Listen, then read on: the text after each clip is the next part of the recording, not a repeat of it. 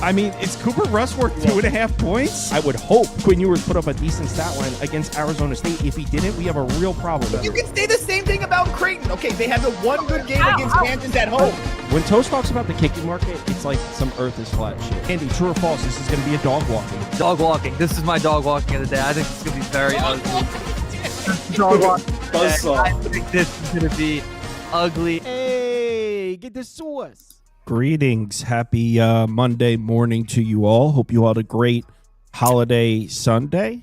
I had a good one. I played 9 holes of golf with my mom. My mom's a golfer, and she's also religious. So Easter's like a big day, and she said she wanted to golf. So I went and played 9 holes. Missed a 6-foot birdie putt. 162-yard par 3. Put it right there. Beautiful.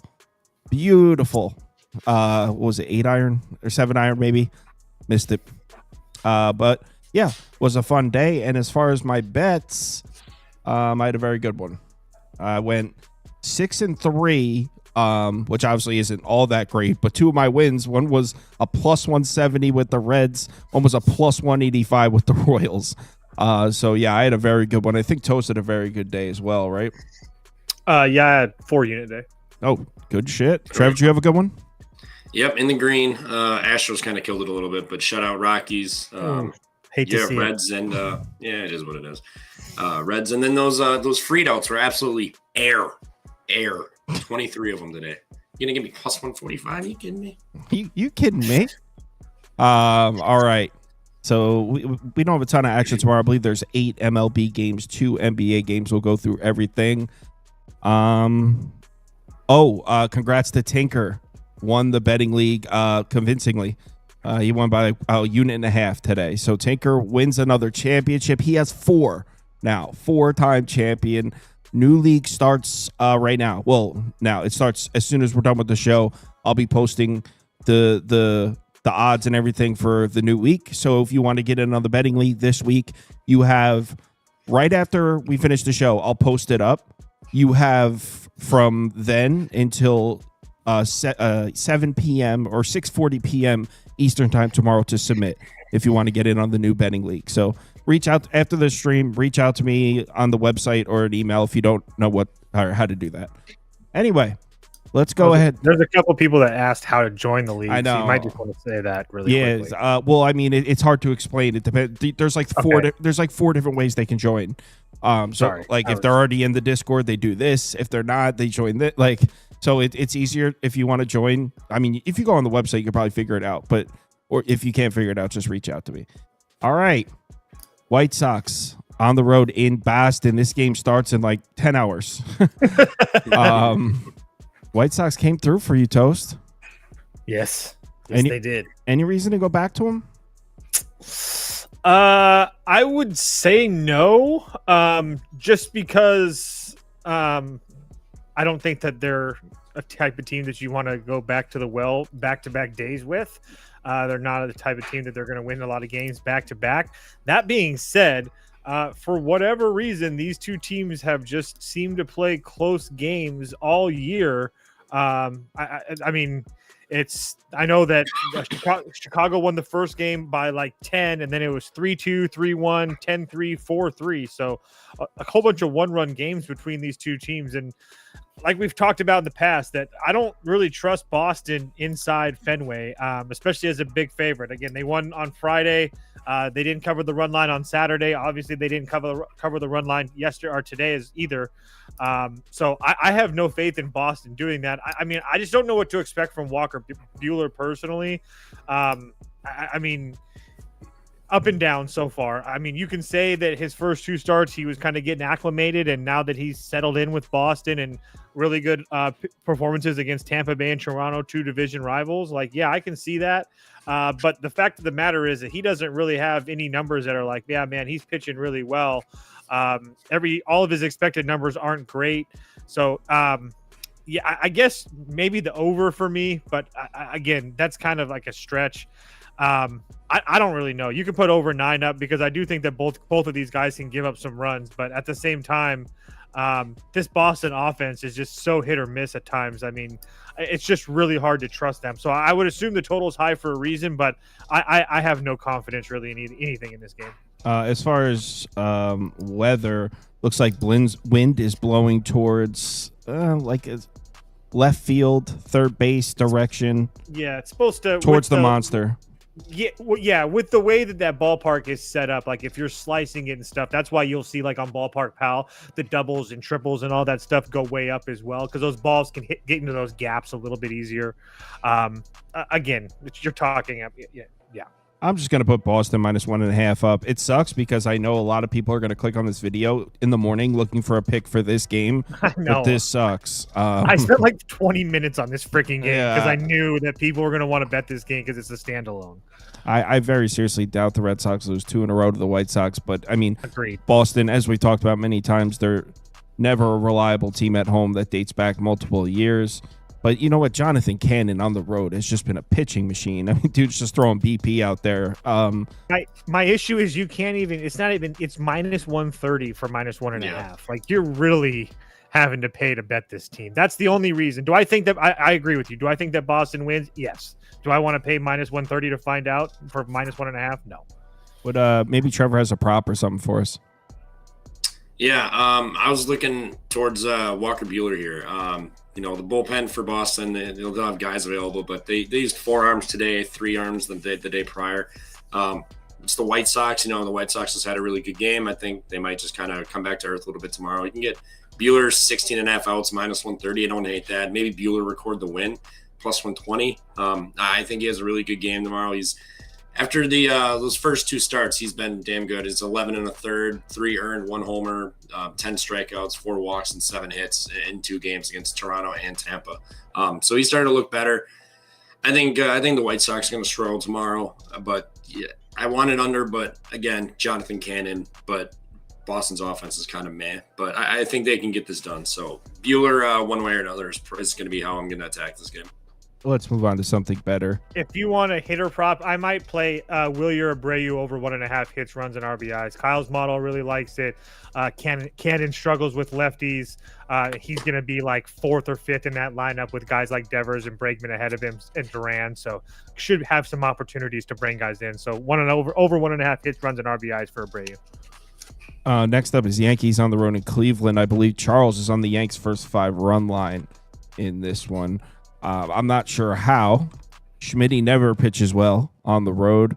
That being said, I actually don't even know what I think about Gavin Williams. He looked so good against the White Sox, then got absolutely shelled for me in his last start. Who did he pitch against last, Toast?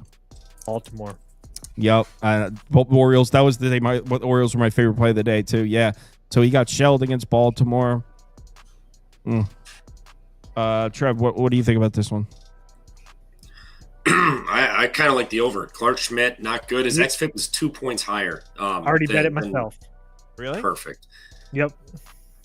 Yeah, his xFIP's 2 points higher. Gavin Williams, not great. The Yankees, we can see what they do. They hit runs, and he got wind blown out right field 12 to 16 miles an hour tomorrow, 67 degrees.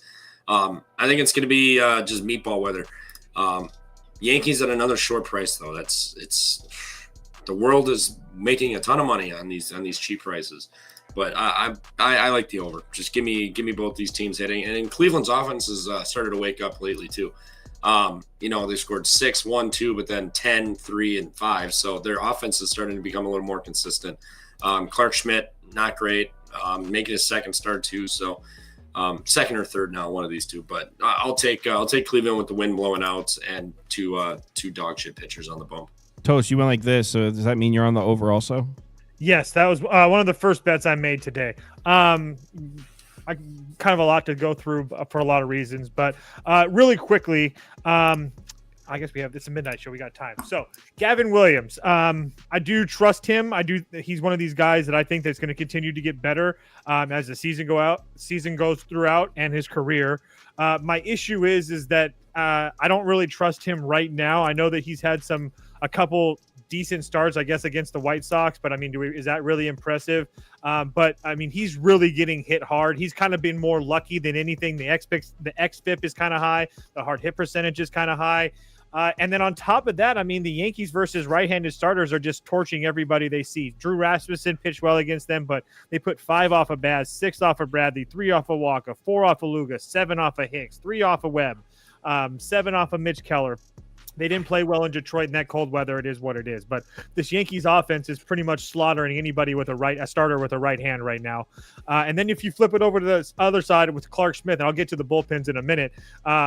If you talk about Clark Schmidt, if there's one thing that we know about him, he struggles with left-handed bats. And what do we know about Cleveland? A whole bunch of left-handed bats. He's not going to see one right-handed bat in that lineup tomorrow, besides maybe Gabriel Arias. But besides that, it's going to be a whole bunch of lefties in there. So I do think that Clark Schmidt could give it up a little bit. And as excuse me, Trevor said, this Cleveland offense is starting to pick up a little bit. They saw Skeens. It is what it is, but they hit well off of Lazinski or whatever you say his last name. They hit well again today. They ended up winning in extras, but which brings me to that extra innings game is the point that I'm about to make is the bullpens and why I love the over even more. Let's start with the Cleveland bullpen. Clase's went 3 days in a row. Hunter Gaddis's went back-to-back days. Cade Smith was good. Paul Sewald went 2 of the last 3 days. I think one other person I might be missing. I think Jacob Junis is 2 of the last 3 days as well. So a lot of the Cleveland bullpen has been worked up as well. And then on the Yankee side, the same type of situation. The Yankees bullpen has not only been used a lot, but are we in a position that we're really worried about if Devin Williams comes out to pitch tomorrow? No, we're not. Honestly, the only person in that Yankees bullpen that I'm even like somewhat worried about as far as like shutting Cleveland down would be Luke Weaver, but everybody else I'm not really worried about. So yes, the Yankees bullpen had a day off today with Max Fried shoving, but they've also worked a shit ton the last week, more than almost any other bullpen in Major League Baseball. So even with the day off, I don't really feel like the Yankees bullpen is pitching well and is in a great position either way. So not to mention the weather tomorrow in Cleveland is pretty mid with a really good high pressure. I really, really like the over here tomorrow. I'm trying to figure out this price. The Yankees against this taxed Cleveland bullpen, still it's only minus 120. So you're thinking, oh, it's because of Clark Schmidt, right? I mean, Clark Schmidt's not very reliable, especially on the road. Then why is the total only 8.5? It doesn't seem suspiciously low. I'll bet it with you guys. It seems sketchy to me, but I don't think you're going to get many Cleveland games like this at 9. I don't. Yeah, 9 would seem pretty. I mean, yeah, 9 would be a little high. I mean, it's not like there's like great weather or anything like that. It's just the fact that it's kind of humid and not very. Yeah, that's what's really good, nice about it. I'll bet it, but I don't like it. I want the record to show I don't like it. I don't like it either. I love it. He goes, I don't like it either. I love it. Dude, it's going to be like taking candy from a baby tomorrow. Both these guys are going to give up nukes. All right, let me share it with everybody. That I agree with. All right, over 8.5. Ugh. Nasty one. I'd rather you just not. Oh, betting it. This is good vibes only. All right, over 8.5 across the board. Don't let me down here, guys. Let's move on to the next game, which is San Diego, Detroit. And, okay, so this graphic is incorrect. It is not Jack Flaherty pitching. It is Keider Montero, but the price is correct. So the Tigers are minus 130 favorites against the Padres with Keider Montero on the mound. Now, obviously, you got the Padres flying up from Houston to Detroit coming off Sunday Night Baseball. Historically, that is a fade spot. You fade the team coming off Sunday Night Baseball, especially when they need to travel. Not to mention, most of the Padres lineup is probably in the hospital right now. I don't know what's going on. He's in the locker room laughing and making jokes. It was just reported. He's fine. Thank you. Honestly, I think we need to sit down and have a conversation about this Padres training staff. Clearly, they're not up to snuff this year. And look, it's a long season. We maybe haven't seen the worst of it now. But if you have a training staff this inept, the Padres are going to be dealing with injuries all year. It's something to be concerned about. It's something to talk about. I kind of want to bet the Tigers. Go ahead, Trevor. Speak your bullshit. Look at his face. Speaking my bullshit. Come on. This Kyler Montero's minus 130. It's telling you all you need to know. You got Randy Vasquez on the road pitching here. Last 2 games, 4 total barrels, 13 hard hits. Stud. He's getting hit. He's getting hit hard. It's just a matter of time before runs are starting. He's not He's getting hit barrels hard. and hard hit. Yes, he is. Yo. Detroit is going to. You are mess him tripping. up. You are No, tripping. dude, you're just so blinded by this team. They got Yo, lucky. Yeah, lucky. everybody keeps on telling me I'm blinded by Randy Vasquez, and he continues to go out there and not give up runs. How but I'm many blinded. lefties are in the Tigers lineup, Toast? That's what we need to I'm know. blinded. I was waiting for you to ask me that question. A shit ton. Like Say 5 or less. 6. Say less. Yeah. Okay. Yeah. Go ahead, Trevor. Yeah. By the way, highest xFIP on the board tomorrow for starting pitchers, the one and only Randy Vasquez, 2 points higher than what his FIP is now. He's due to get messed up. It's pretty windy. It's not blowing directly out. It's going towards left field a little bit here. 20 miles an hour, 15 miles an hour. So if something gets put in the air, it could easily carry out potentially. But Detroit, they've been scoring. I think they're playing better right now. San Diego obviously has a lot better players, studs all, up and down the board, 100%. They're all hurt, though. Exactly. I was gonna say, like you said, they're all in the hospital, right? Just turnstile, just one after another. So Tigers and Montero are minus 130. Everyone's gonna be loving the Padres at plus money tomorrow. Tiger up. Wow, Suarez 17 pitches, Jason Adam 25 pitches. You're reaching, dude. They're all rested. They're fine. Go ahead. Keep going. No, it's that's Now do Detroit's. Since you love it so much. Go ahead. I'm Do looking. that one. Ooh, that hurts. No, Tommy. well, Ouch. no, Ooh, he's not that going to hurts. pitch. Will Vest is available. Ooh. Oh, screw this. that's the one that dude. matters. I'm not taking the time. Screw this. Are you kidding me, Trevor? This bullpen's completely dicked, bro. Dude, so is San Diego's, and they're all hurt, and they're No, they're four not. games San behind. Diego's It's bullpen is not minus this bad. 130. It's minus 130. It's telling you. Trevor, It's telling you. I don't. Padres at plus 110, probably free. Oh no. I'm not betting to San Diego. I'm just letting you know. Under 8.5 for me is my play in this game. I don't. First of all, San Diego's offense, like they were talking about and making these stupid jokes about, which not funny but somewhat true. If you take Luis Ariz out of that lineup tomorrow, you're gonna put. I mean, I guess you put him in there with. Replace him with Gavin Sheets, which I mean, I guess isn't terrible the way that he's been playing. But then now, I mean, it's just very bleak as far as offensively for San Diego. Thank God they have the best player on the planet right now in Fernando Tatis that's just doing everything. But besides that, I mean, not to mention the fact that Manny Machado was limping every time that he was coming off the field today because he took 3 balls off of his foot. So even if he does play, because that's just what usually Manny Machado does, I mean, he's not 100% regardless. So I don't really expect much from the Padres offense. Not that and Jack and Cutter Montero, I don't even think was that bad in Milwaukee. I know that he gave up 5 runs, but I watched that whole start. He struck out 8 guys.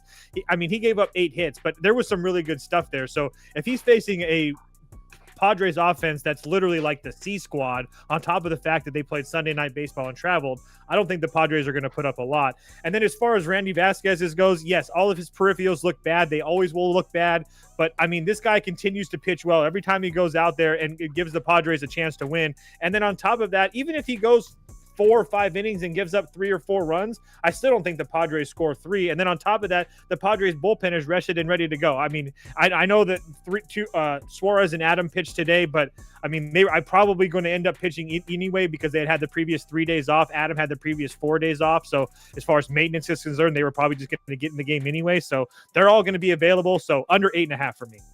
What about I'm getting a price right now? What about a Tigers first 5?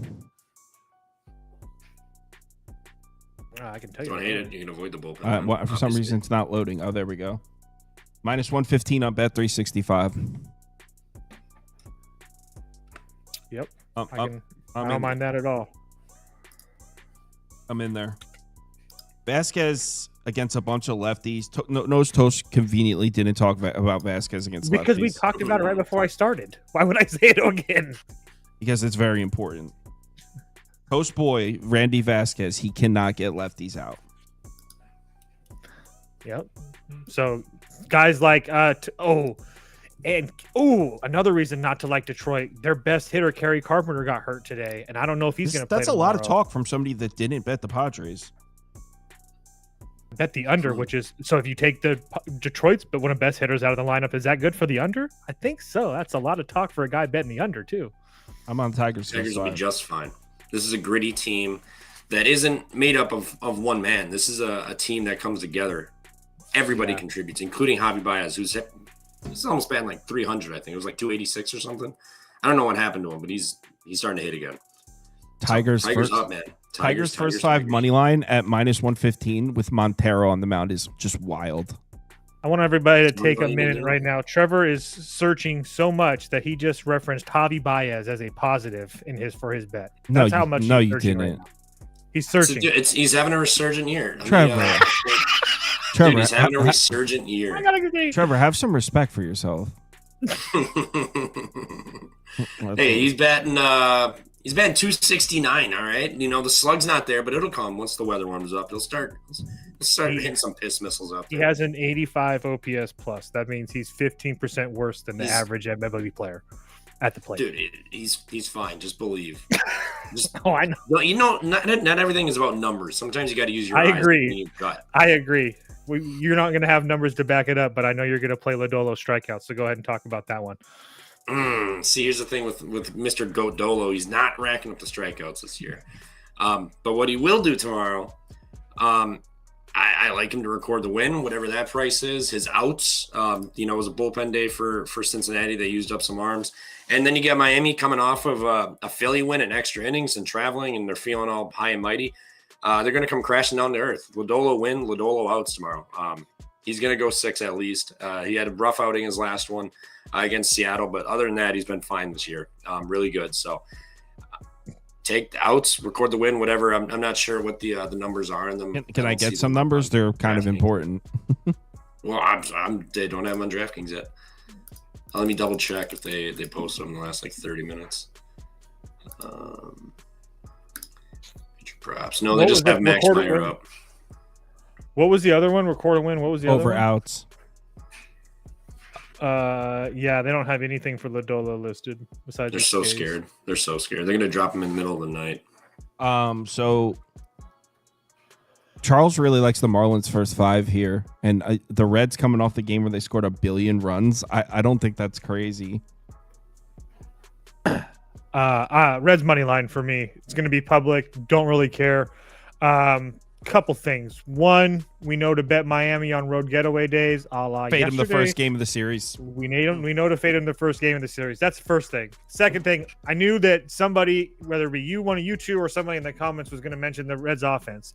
The Reds offense is on fucking fire right now.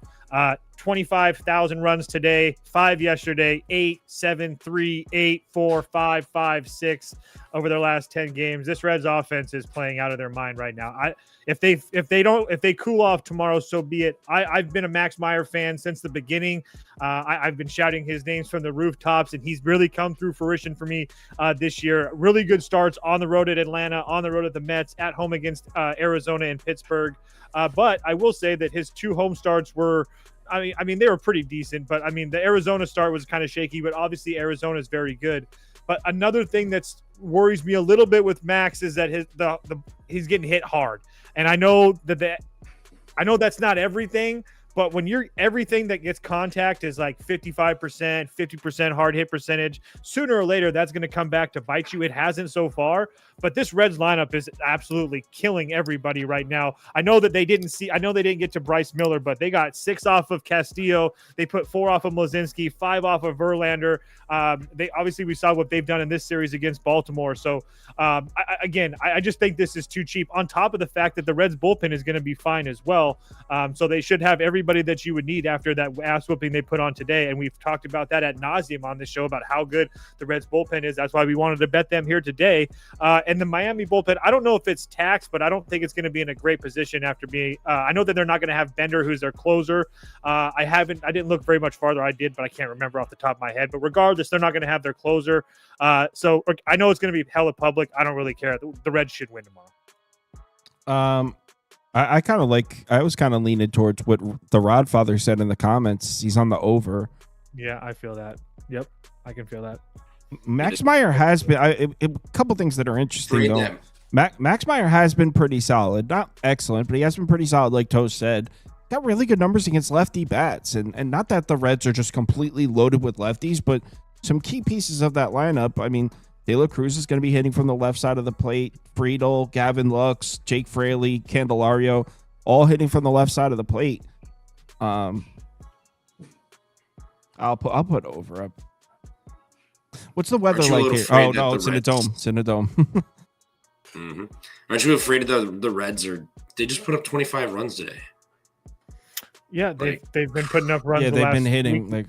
I I mean, they've been putting up 5 runs. I mean, sure. day. Like you're looking at the righty starters. This team is they smack Verlander, smack Ladzinski, smack Castillo. I mean, they're hitting pretty consistently. And the Reds lineup are like that. They're the best lineup in baseball for 14 days, and then they score 1 run over the course of 6 days. They're just a streaky ass team, and they are definitely streaking right now. So over Reds team total over or Reds. You know what? I might just bet the Reds with you. It's the Marlins in the first game of a series. That was like automatic. Let's just I don't hate the over just because it is Miami and those. I mean, I think that it's another year where you continue to play overs in that ballpark. You're going to come out ahead if you continue to do it. But yeah, I wasn't going to overthink this one. Yeah, I'm not overthinking it. I got a minus 130 on Caesars, minus 130 on DraftKings, and I beat that. Yeah. No, I got 130 as well. I'm taking it. I'll do it with. I mean, I didn't bet the Marlins today. I had a great day, but I didn't bet the Marlins today, even though Marlins and road getaway day. That's our shit. Why didn't I bet it? Because I'm a coward. I think you were just off and never land today. I didn't think you want to get your toes wet too much, and that's understandable. Dude, I placed like 9 bets today. I know, but the White Sox were there on a platter. You didn't take them. The Royals were there. You're suggesting something wrong because I didn't bet the White Sox? Hey, the White Sox are never on a platter, ever. The White Sox have never once been on a platter. So I get shit about praising Javi Baez, but Toast is over here. Yeah, the White Sox were served on a platter today. That was equally wild. Well, my bet was plus 245. Okay, and I'm just saying, free as a bird. He's a bird. They had to come back and win it in the 9th or the 8th. All right, let me just send that. Sorry to hold the show up. Reds money line sent. Shout out to the Royals too, by the way. Just grit all up and down that lineup. Touche, guys. Next, I'll never bet you again. We got Phillies Mets, and this is we got the so if you're in the Discord, you know who this is. Our very own Steez has the Steez lock of the day in this game. Please don't tell me it's the same side as me. I'm gonna put it up on the screen. Mets team total over 3.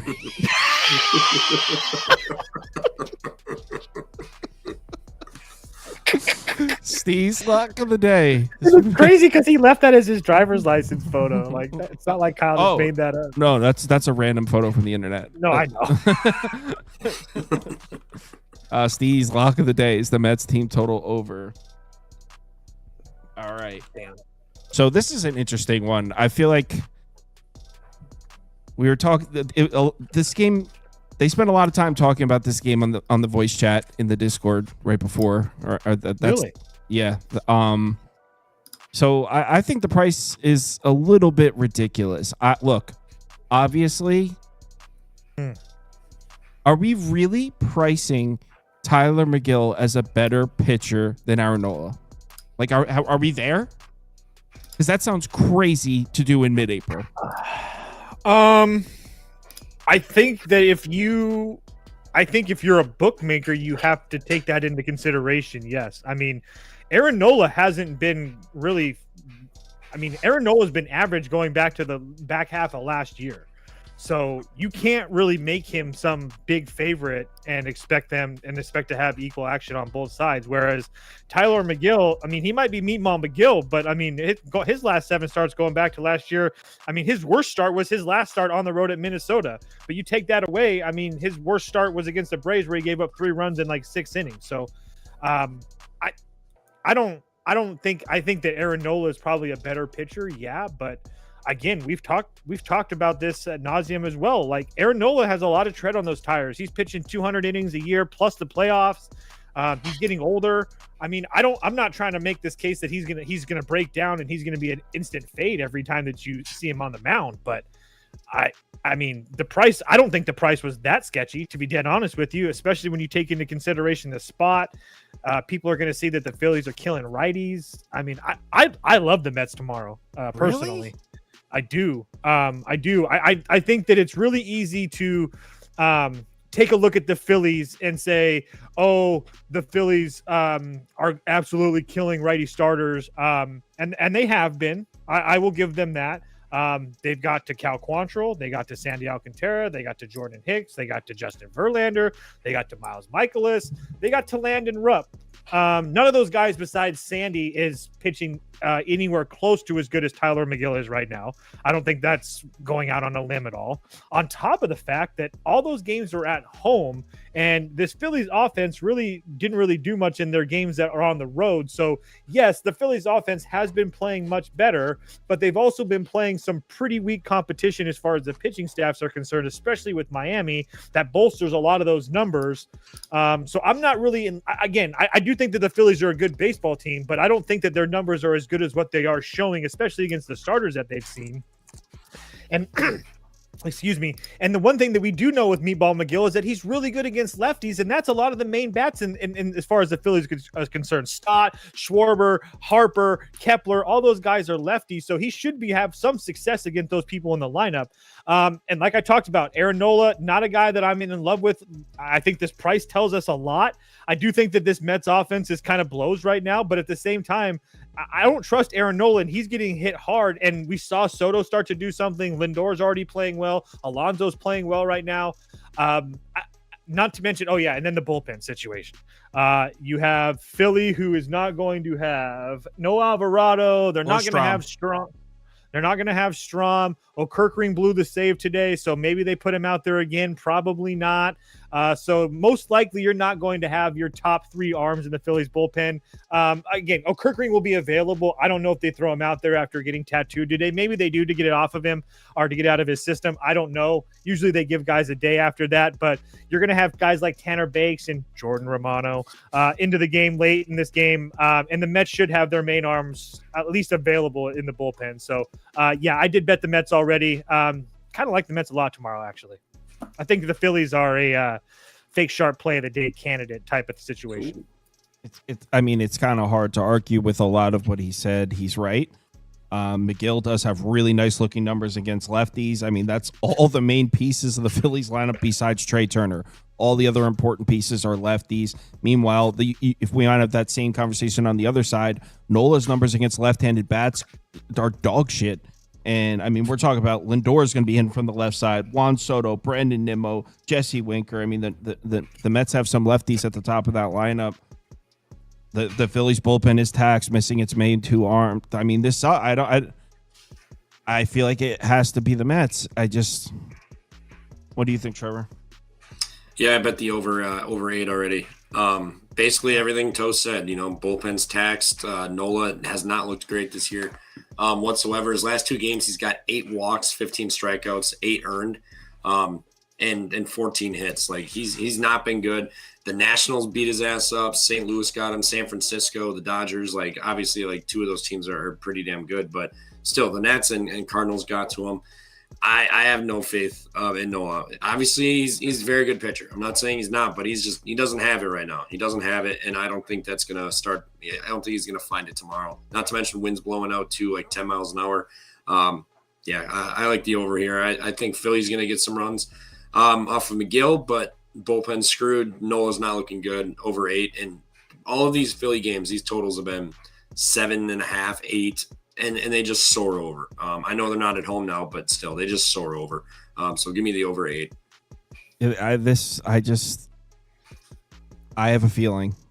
I have a feeling this is going to be a quote unquote F baseball game where every single thing in the world points towards the Mets lighting up Nola and attacks Philly's bullpen. And the final score is 2-1 Philadelphia. I think the Phillies are going to win, but I don't have any reasoning to believe that I'll put it Mets. I mean, as far as numbers and matchups and yeah, Toast is right. Based on the data we have this year, the Mets probably should be minus 135, minus 140 here. So yeah, based on that, you play the Mets. There's value on a bet at minus 120. It's just, I have a feeling. Not betting that. I just remember the last time Aaron Nola pitched in Citi Field, he went 9 innings and didn't give up a run. So I'm sure people will remember that too. I mean, I hope you win. Me too. Cardinals on the road at Braves, and the voice chat, I don't even know what they were thinking for this one. So they're dead set. They're dead set on Braves' first 5 run line at minus 125. Shriek loves it. And I said, dude, minus 125 is pretty expensive. And he says, I don't care. So he's still hammering the Braves' first 5 run line.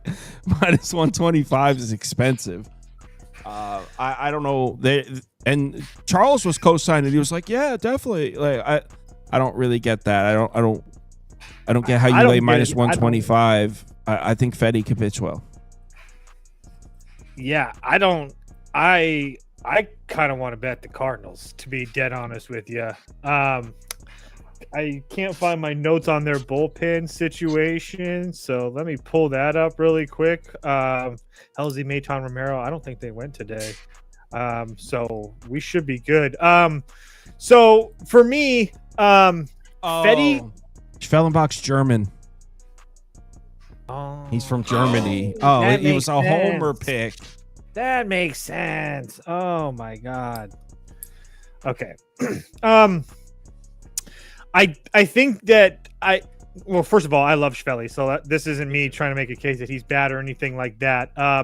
But again, he's one of those pitchers that not really striking a lot of guys out, and when he is getting hit, he's getting hit pretty hard. Especially his last 2 starts. I know that against the Phillies, he only gave up run, but he had close to a 40% hard hit percentage.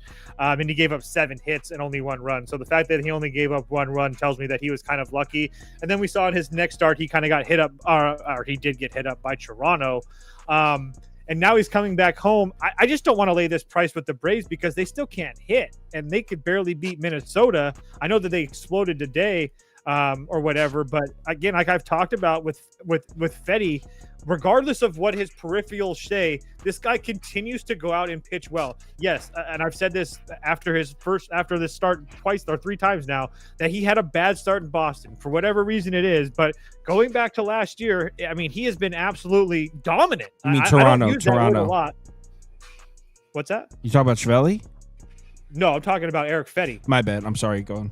No, you're good. No, it's just he's been like dominant, like 6 innings, 1 run every time he goes out there, besides that 1 start against Boston. So I have a hard time believing that Fetty doesn't pitch well today or pitch well tomorrow, on top of the fact that Schwelli pitched against this Cardinals team last year, this Cardinals team that was shit last year, and look what happened to him. 11 innings, 15 hits, 8 runs. So I don't think that the Cardinals are walking into this match really worried about seeing Schvelli tomorrow. So you could put the Cardinals money line up for me, unless I find something crazy as far as this bullpen situation. I love Schvelli, but this number is way, way too high to be laying with the Atlanta Braves in this situation right now. Not to mention you have Ronald Acuna saying shit in the media. I mean, that Walker. What's he saying? What's he saying? Because Kelnick pimped that home run that didn't go out, and then he got thrown out at second. Yeah. And Snicker was like, I didn't have a good angle, yada, yada, yada. And Ronald Acuna replied to the tweet. He said they would have sat me or pulled me from the game, and then he deleted the tweet. Wow. Could we have a broken clubhouse in Atlanta? That is some broken clubhouse shit right there. Just saying. I mean, see what happens when there's a lot of pressure. Honestly, there's a lot of pressure when you're in the same division as Grimace. Like, there's a lot of pressure to perform. And it's clearly taking a toll on these guys. You can't fault the Braves for cracking under this type of pressure. Yeah, it's expected, more or less. Trev, ahead, Trevor. What are your thoughts on Schvelli? I like him. I know he had I believe that was last game he gave up a couple runs, but Fetty, he just keeps getting away with somehow not getting shelled. Like he's looked pretty good. So and I don't trust this Atlanta offense. Like, they haven't looked great. St. Louis, the last 6 games have 13 runs after that really hot start. So they've cooled off and they have multiple shutout and 1-run games. I like the first 5 under or the full game under, but I don't want to get in bed with either bullpen. So I'll take the first 5 under. Should have just had it up here. It was 4.5 minus 110. I just don't see a ton of runs happening. I know Toast said that they've seen Schwelly. They've got good numbers against him, but the offense is kind of starting to sputter the last week or so here. So give me the first 5 under. Give me like a nasty 2-1, 1-0 type of game here going into the 6th. I'd like to take a glance at the Braves bullpen situation. Iglesias didn't pitch because he closed the game 2 nights ago. Pierce Johnson went. De Los Santos went. Let's see. I have the Braves bullpen right here. So Iglesias is going to be back because he was rested. De Los Santos probably not available. They're going to have Bummer, Iglesias, Dylan Lee. I don't hate those guys. What about the Cardinals bullpen availability? Should be everybody's good to go. You know what? That's something Charles can do too, is plug in who pitched so we have updated bullpen. I'm going to have him do that.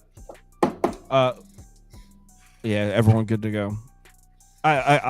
So your first 5 under here, that's kind of where I landed too when I was listening to these guys argue in the voice chat. I think that's the play as well. I think Fetty could pitch well, although Post seems to be overlooking some of the hard hit percentages in these starts for Fetty. Well, I'm not overlooking it. I'm just I can't argue it, but it's been like that going back to last year. So he's like David Blaine out there. I don't know how to explain it. He's like I'm dead serious. 108 off the bat, 1, 2, 3 inning. Yeah, like it's just ridiculous. Right at the fucking shortstop. Just boop. All right, let's move on to the next one. 2 more baseball games, and then we'll get into the NBA. I bet this one. Me too. I hope we're on the same side. Or did you tell me? I didn't tell you, dude. I don't even know what you bet. Relax. This was a squad ride in the. We all decided on this in the voice chat together. Oh, great! It's gonna be me versus the world. I'm on Toronto. Oh, okay, we're good. So yeah. First, Shriek pointed out the quality of opponents Hunter Brown's pitched against this year. Now, Hunter Brown's the man. By no means am I trying to poke holes into him, try to describe him to be some sort of unreliable pitcher. But he's had shaky opponents. He pitched against the Twins. The Cardinals are all right, but they're much better against lefties than righties. And who's his other start against? The Twins, the Cardinals, at Seattle, and then the Mets all the way back on the 28th. Questionable opponents. But really what we're looking at is Gausman here. Are we really just done with that slumping Astros offense now? Remember, Houston's been a bad offense against right-handed pitching so far this year. They've shown some signs of life as of late. But I took Houston team total under 3.5 in Sunday Night Baseball tonight. I don't want to say cashed easily, but that offense wasn't doing much against C's. I expect Gausman to pitch well against this offense as well. I mean, this is more a bet on Gausman and the bullpen than it is a fade of Hunter Brown. I want to be very clear about that. This bet is not me saying I expect Toronto to get to Hunter Brown. I'm sure he probably pitch. Okay, Toast is gonna. Well, in that case, he's gonna make me like my bet even more. This is a bet. I think Gausman's going to pitch well against an Astros lineup that's been struggling against right-handed pitching since the season started. Against an Astros lineup that Toast told us before the season started was going to be really bad against right-handed pitching. So I like Gausman to pitch well. Also, Toronto's bullpen. Remember, I bet Seattle back-to-back days. The second one was strictly a fade of Toronto's bullpen because they were all gassed up. They're all rested now. So all those Blue Jays main bullpen arms are back. They're rested, and that bullpen has actually been really good this year. So I feel like I have, let's call it a wash at starting pitching. Honestly, I know Hunter Brown, some people probably perceive him to be better than Gausman. I think it's about a wash. I like my bullpen advantage here, plus 120. I'm in. Jays. Yeah, love it. Same thing as you. One thing, I love the fact that whoever you said it was that brought up the Hunter Brown's quality opponents, because Shriek, hell of a job, because that was one of the first things that I was going to bring up too. Like, has he been fantastic? Yes, but if there's a guy that has came off 2 starts of his life, as I like to say, against Seattle and St. Louis on the road, 2 teams that St. Louis is very streaky on the road. In Seattle, nobody scores in Seattle, and then obviously Minnesota as well. You can take it one step farther, but the fact that has skated away with no runs, I think, is a little bit lucky right now in the first place.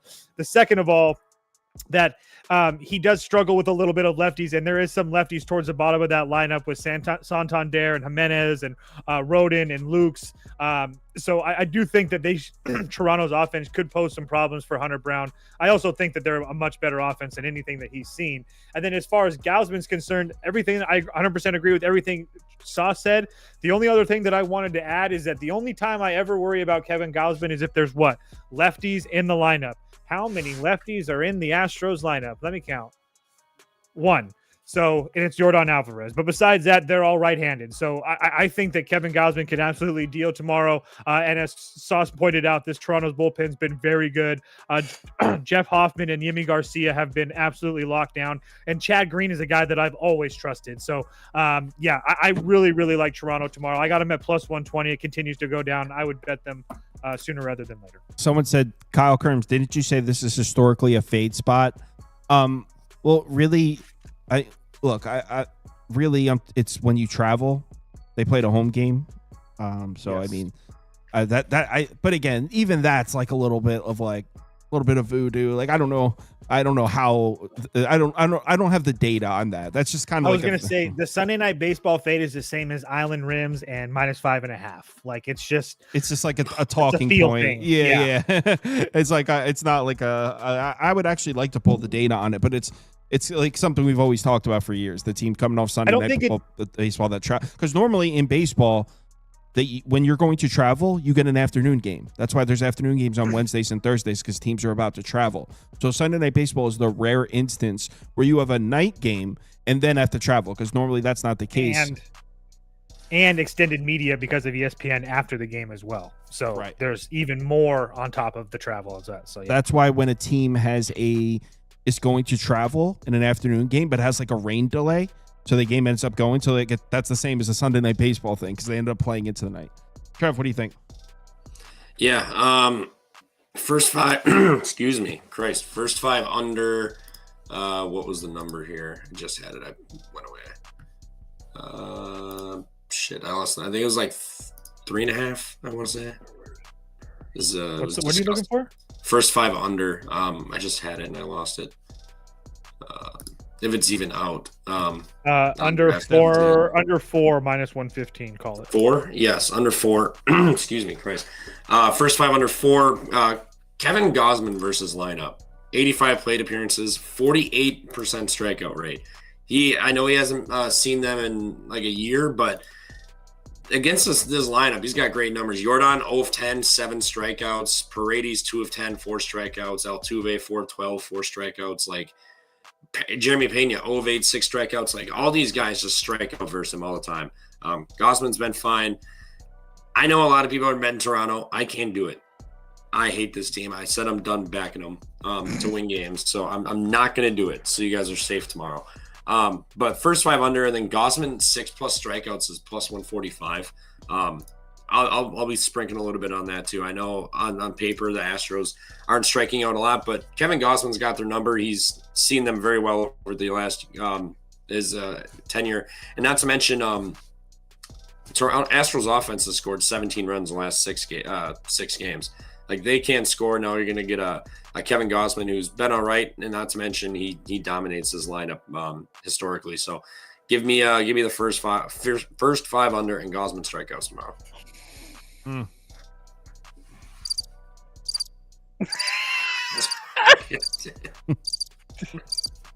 I forgot about the soundboard. Me too. I just forgot about it until right now.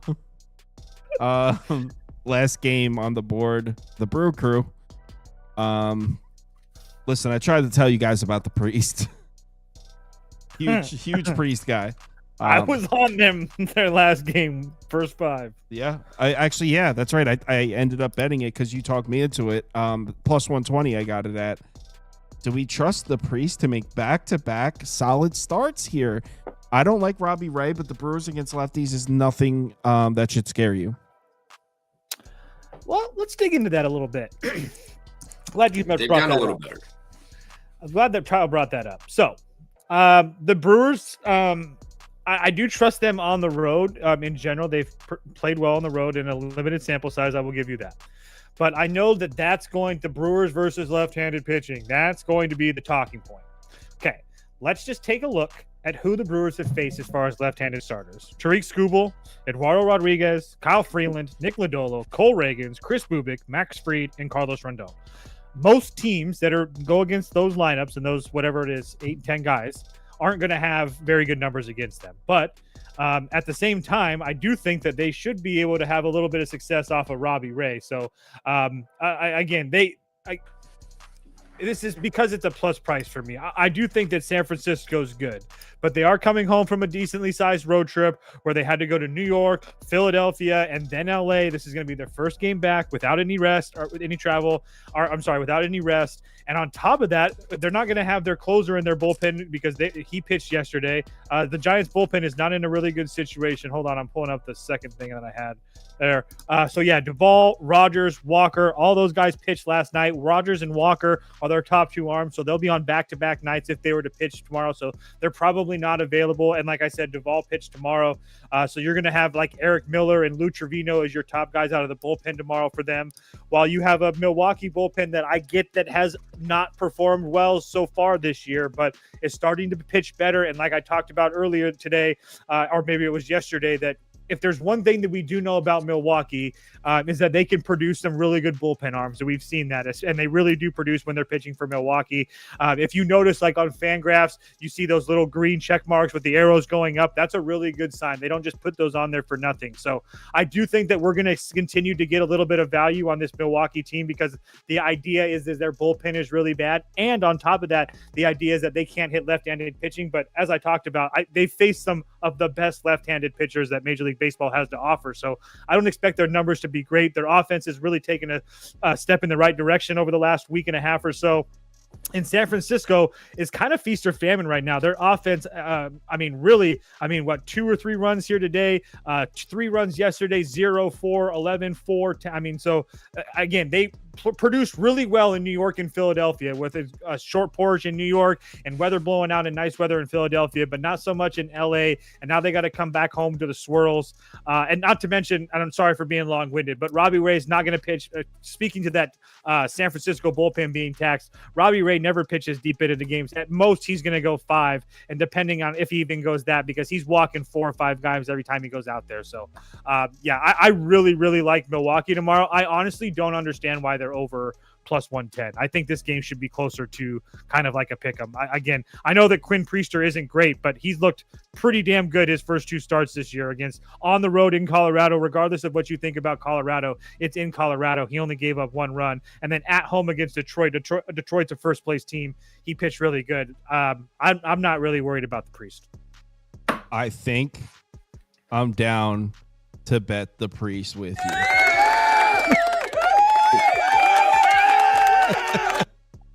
Trevor, are you down? Are you going to get down with the Priest?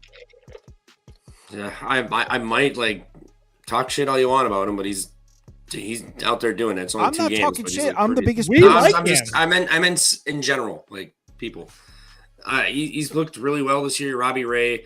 It's kind of been whatever. Brewers have been hitting lefties better. Sal Frelick and Churio absolutely demolished lefties, both batting 324, 345 with a, as Toast would say, a 1.0 OPS and an 855.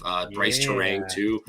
They can hit lefties. We got wind blowing out tomorrow. Where is this? Yeah, wind blowing out 6 to 8 miles an hour, so not a big deal, but 64 degrees and clear. So it's not like it's going to be a cold, chilly, freezing night. I'm with you. I just don't like this bullpen right now. They scared the living shit out of me. Taxed. I know, and they're coming off of essentially a cross-country travel with no days off. It is a good spot for Milwaukee. I'll take the Brewers, but I like Churio bases. too. He's just been an absolute monster right now. So Brewers, Cheerio bases, that's kind of how I would play this. I wanted to take an under, but I just don't trust the bullpen. And I think Brewers can score some runs. And I think if Priester's finally going to give up runs, I think it's going to come in like an avalanche. So don't really want to back an under, but Brewers and Cheerio tomorrow. I bet the Brewers. Let me send it to the group. Not to mention Robbie Ray's fourth highest xFIP on the board tomorrow. And he's given up 4 home runs, 15 walks this year. He's had 5, 4, and 5 walks after the first game of the year. He only had 1. He's walking guys like crazy. So Brewers should be able to have some free base runners. And San Francisco is versus righties. Their offense has kind of come back to earth a little bit from how hot they were. But whenever Priester blows up, it's going to be remarkable how bad it is. He's not going to blow up, bro. The Priest is. Just trust me. The Priest can pitch. If the Brewers lose, it'll be the bullpen. All right, I'm going to talk some NBA. You guys go have a good night. I wouldn't be afraid of a little Christian Yelich props either tomorrow. Have a good night, guys. Later. All right, let's switch it over to one person template here. There.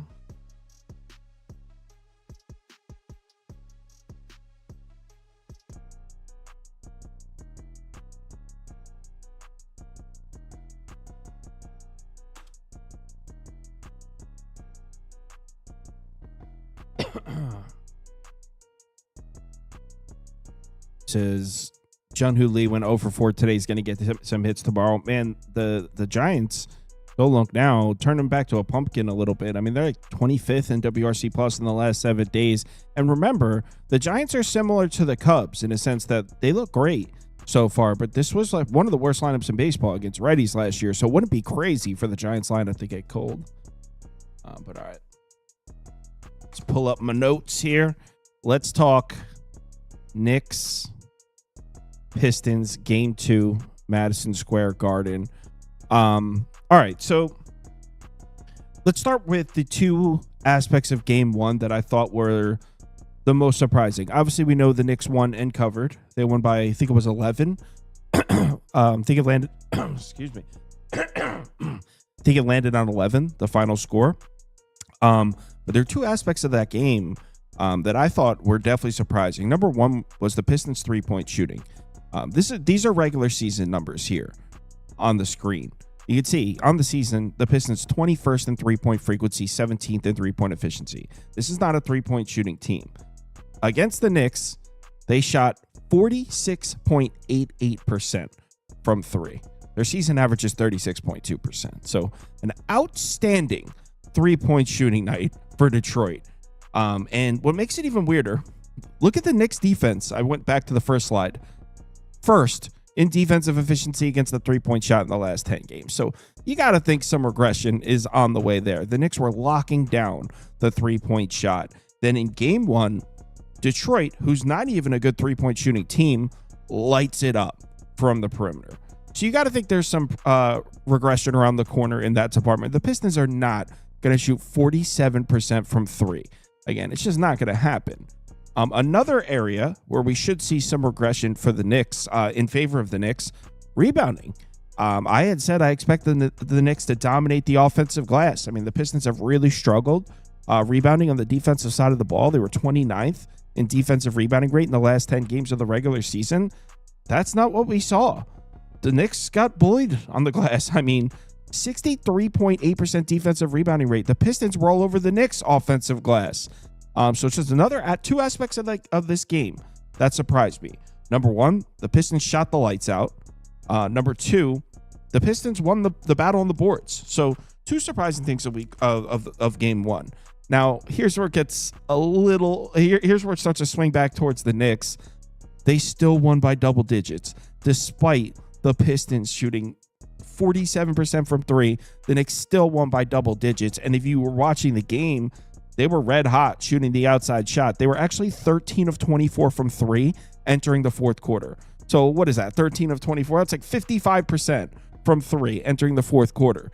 In the fourth quarter, the Pistons shoot 2 of 8 from outside. What do you know? The Knicks go on absolute rampage. It was a 21-0 run. So the second those Pistons threes stopped falling, the Knicks beat the shit out of them. It didn't even look like they belonged on the same floor. So obviously 47% from three is a little bit concerning for the Knicks, but the fact that the Pistons shot 47% from three and still lost by double digits, I mean, part of me thinks that was the Pistons' best fastball. I don't know why they're giving us 6.5 here. I am on the Knicks. I bet the Knicks. I didn't take the team total over this time. I actually just laid it. I think there's a lot of people that are like, hey, the Knicks were losing most of that game, and now they're giving it I think there's a lot of people who watch the game and they're like, hey, the Knicks were losing most of that game. The Pistons are going to be a problem for New York. Detroit's going to be able to give them problems in this series because they were losing for most of the game. Yeah, that is one way to look at it. You could also look at it, the Pistons just played the best game. They played awesome. 47% from three, won the rebounding battle against the Knicks in New York, and still got beat by double digits. So part of me thinks that was the Pistons' best fastball. Now, I know a lot of people are talking about Cade Cunningham. People are saying into the Discord before, man, Cade Cunningham is you just saw the OG Anunoby effect. I mean, that's what happens when you put the best defender or one of the best defenders in the NBA on somebody, and the Knicks made it clear that they're going to put OG on Cade Cunningham all game. He had that man in prison. Is he going to be that bad again? Probably not. I'm sure he'll be a little bit better.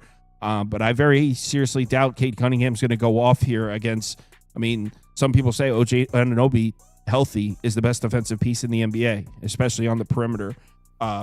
So, yeah, I don't know what to expect from Cade in this series. He's got one of the best defenders in the league, literally following him around. So, yeah, I'm on the Knicks here, laid the 6.5. Clips, Denver. Man, why didn't I take the plus 2.5 in that one? My since the play-in started, my NBA record is great. Been doing excellent. Should have just taken the Clips plus 2.5. Won both my NBA bets tonight, though. I had the Clips money line, so overtime obviously hurt me a little bit there. Clippers were winning for majority of the game. So this is a weird one. The Clippers, man. Oh, by the way, here's the 3-point shooting numbers I was just talking about for the Pistons. They were 13 of 24 through 3 quarters. They were winning the whole time, right? Well, they had a lead going to the fourth quarter. I think they were up 9. Look what happened when the 3-point shots stopped falling. The Knicks went on a 21-0 run. All right. So this is so actually I want to go to the next slide. So what happened to the Clippers down the stretch? A couple things. Number one being the Clippers were doing such a great job on the boards for the entire game until it came down to crunch time at the end, and the Nuggets just grabbed every offensive rebound. I mean, that's why they won the game. They grabbed 7 offensive rebounds in the fourth quarter and overtime. Most of those came towards the end of the fourth quarter. I mean, they just kept grabbing clutch offensive rebounds. That's legitimately why they won the game. It's all those offensive rebounds. So where does that put us? Because between everything that's going on with the Nuggets, I think we can all agree that just on paper, surface level, the Clippers are the better team. I think most people would agree. I mean, they were one of the best. They were, I think, first in offensive efficiency the last 6 weeks of the season. They were third in defensive efficiency. I mean, they were playing much better basketball than Denver. I think they are the better team. But if at the end of the basketball game, guys like Jamal Murray, Aaron Gordon, Nikola Jokic are going to make plays, and guys like Kawhi Leonard and Harden, that's unfair to throw him in. He played really well. But at the end of the game, if one team has guys that are going to make plays and one team doesn't, part of me wants to be like, I don't care if this is the better team. I mean, even if the Clippers play well and have a lead, do you trust them to close it out? It's kind of crazy. I don't like changing my mind after one game, and I haven't really changed my mind on the series. The Clippers have been really good at home, so even if the Nuggets take this one in game 2, I think the Clippers are still very much alive in the series. But I don't trust the Clips to close this out in Denver. Also, keep in mind, the Clips took an early lead, took a real nice lead. Were in control that entire game. The wheels kind of fell off at the end. What happens if the Clippers don't get an early lead? What if it's in the fourth quarter and the Clippers have to play from behind and Denver's going to be making these plays? I hate saying that. I hate saying, hey, at the end of the game, Denver has the guys that make the plays and the Clippers don't. That's such a like ESPN first take type of thing where it's like, it's not even analysis. It's just like hot take. But I mean, I think it's the truth. What happened at the end of the game, whether it was offensive rebounds or Jamal Murray hit a big three, Aaron Gordon hit a pair of big threes there at the end, I think it was. I don't, even if the Clippers are up 8 points with 3 minutes left, I still don't feel all the way comfortable. And Kawhi Leonard was really disappointing at the end of the game. Not that he like played awful or awfully or anything like that. It's just passing the ball when, I mean, didn't even have a double team passing the ball. Normally in the past, we've seen Kawhi Leonard be that guy. The guy's like, give me the ball. I'm going to win this for us. And I don't know how the Clippers win this series if James Harden is the number one option down the stretch. Again, James Harden played great, but I doubt they're going to get the Nuggets out of here in a 7-game series if James Harden's going to be the number one option at the end of the game. And I mean, Kawhi Leonard did hit a nice turnaround 12-footer there. That was big. That brought it back within 2, I think. So it's not like he did nothing, but it didn't seem the same. It didn't seem the same Kawhi Leonard that, I mean, those Raptors championship run and in the past, there's like towards the end of the game, he's taking the ball. And unless you throw a violent double team at him, he's going to make a play. And that's not what we saw at the end of the game. And that's a little bit concerning. So kind of has me rethinking things a little bit. I think the Nuggets get game 2. I did bet Denver plus 1.5. I'm not out on the Clippers. Still probably down to bet them in game 3, but I'm going to need points. There's no way I'm laying points to Denver on the road. So yeah, I'm on the Nuggets here. Thanks everyone for watching. Oh, betting league. It's a new league starting. We all start at 0. So all of you, there was a bunch of you that asked about the betting league that were asking when does the new one start? It's right now. So as soon as I end this stream, I'm going to post the odds for this week. How it works is you have until, let me see what I'll make the deadline. I change the deadline every day based on when the games start. Tomorrow I'll make it 6 p.m. Eastern time. So you have from right after I post it, you have till 6 p.m. Eastern time to submit your picks to get in. It's only for people that are subscribed to the website. So if you're not subscribed to the website, you'd have to subscribe to participate. So yeah. If you want to get in a league this week, depending on how many people join, this week the prize was up to $250 cash to Tinker, the winner. It depends on how many join. If I'll up it, if more people join, we'll see. But it's a lot of fun. We talk some shit in the group. It's fun. So again, reach out to. I'll put my email in the thing. If you don't know how to join, just shoot me an email. I'll be up for a couple hours, so I'll answer your email within the next 20 minutes if you have questions about anything. Everyone, thanks so much for watching. These midnight shows have been blowing up, man. Like 20,000 views. It's crazy. That's not, when we started this, it was supposed to be just like a few of us hanging out, like looking at the tomorrow slate. It was not, I didn't know it was going to be the most watched show on the channel. So yeah, got a lot of positive feedback. Always appreciate your guys' support. Hope you all had a great Sunday. See you all at 4 p.m.